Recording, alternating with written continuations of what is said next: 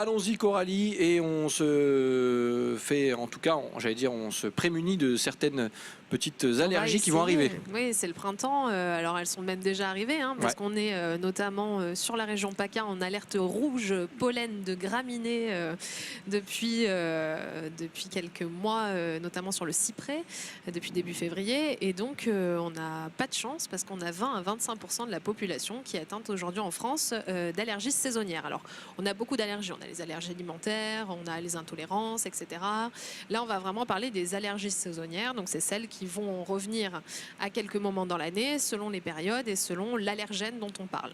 Donc en fait, déjà dans un premier temps, qu'est-ce qu'une allergie? C'est tout simplement notre système immunitaire qui d'habitude nous protège des virus, des bactéries, qui là va surréagir en présence d'un élément, un allergène, et qui va nous donner des symptômes très peu agréables qui vont être de l'éternuement à répétition, le nez qui coule, les yeux qui grattent et qui deviennent rouges, on a une gêne dans la gorge, on a même des crises d'asthme pour les allergies les plus importantes. Et donc effectivement, c'est très handicapant, et notamment dans ses formes les plus sévères, ça peut vraiment avoir un impact réel sur le quotidien, c'est-à-dire entraîner un absentéisme au travail, entraîner des nuits de non-sommeil, j'allais dire de sommeil, mais de non-sommeil en fait, hein, parce qu'effectivement, quand on ne prend pas de traitement pour soulager les symptômes, déjà dans un premier temps, on va se retrouver dans des vraies crises qui vont être très, très importantes et qui vont durer plus ou moins longtemps. C'est ce que j'allais dire, est-ce qu'on soigne une allergie ou est-ce qu'on la soulage?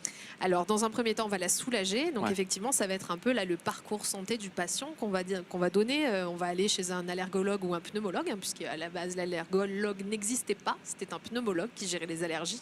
Donc c'est un nouveau métier qui est apparu avec ces allergies, et donc on va avoir d'abord droit à un super interrogatoire pour savoir un petit peu depuis combien de temps on a ce type d'allergie, est-ce que c'est à certains moments dans l'année ou est-ce que c'est régulier, parce qu'effectivement là si c'est régulier on va plus parler d'allergie saisonnière, mais ça peut être par exemple une allergie aux acariens, une allergie aux poils de chat, aux poils de chien, etc.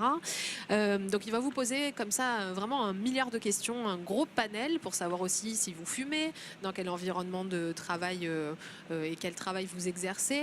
Voilà, essayez de comprendre un peu votre quotidien pour comprendre quand est-ce que viennent ces allergies et d'où est-ce qu'elles peuvent venir. Donc ça va être dans un premier temps l'interrogatoire. Dans un second temps, on va avoir droit, et j'ai testé pour vous pour le magazine. On a vu quelques petites images déjà. Les petites pic-pic là.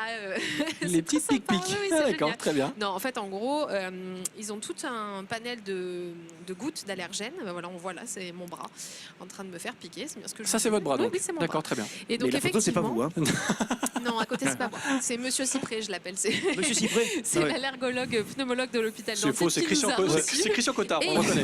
il pose d'ailleurs devant un cyprès devant l'hôpital. Mais vous aussi, je pourrais vous appeler Madame Cyprès parce que j'aime quand vous êtes Cyprès.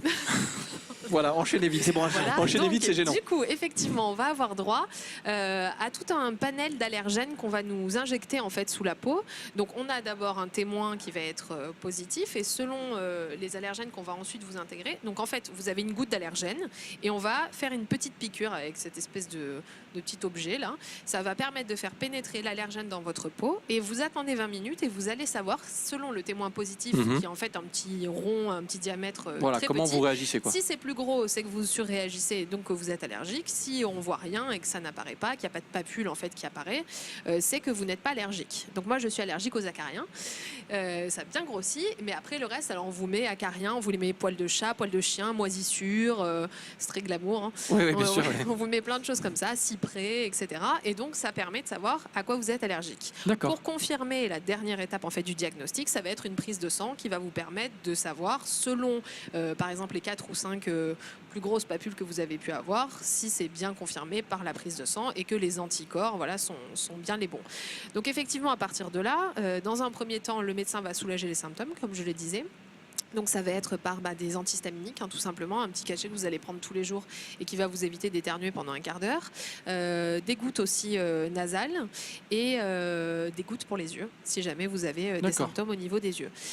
Deuxième temps, vous allez pouvoir essayer de vous désensibiliser. Donc là, la désensibilisation, elle était très contraignante avant, c'est-à-dire qu'il fallait aller toutes les semaines chez le médecin vous faire piquer avec un tout petit peu de l'allergène pour habituer votre corps tout simplement à effectivement lutter contre cet allergène. Aujourd'hui, c'est beaucoup plus simple, mais ça va dépendre aussi de l'observance du patient. C'est-à-dire que vous allez avoir la possibilité d'ingérer tous les jours de l'allergène sous forme soit de petites gouttes que vous mettez sous la langue, soit d'un tout petit cachet qui va contenir du coup l'allergène. Le problème, c'est que, entre guillemets, le traitement doit se prendre tous les jours et dure 3 ans. C'est contraignant. Ouais. Donc c'est quand même contraignant. Ça l'est moins que d'aller toutes les semaines chez le médecin pour effectivement faire une piqûre, mais il va quand même falloir avoir une vraie observance parce qu'au bout de 3-4 mois, vous allez commencer à ne plus rien avoir. Donc vous allez vous dire, hop là, comme les antibiotiques de la semaine dernière, oui, voilà. 15 jours, c'est bon, c'est fini, je suis guérie. Non, pas du tout. Si vous n'allez pas au bout des 3 ans, ça va revenir. On va dire que ça marche dans la majorité des cas. Néanmoins, si vous avez des allergies croisées, ça peut être aussi compliqué. Donc c'est pas un produit miracle, mais en tout cas, ça peut aider vraiment des personnes qui sont allergiques, notamment au pollen qu'on a sur le département. Ça mute aussi, non, les allergies. On peut être allergique.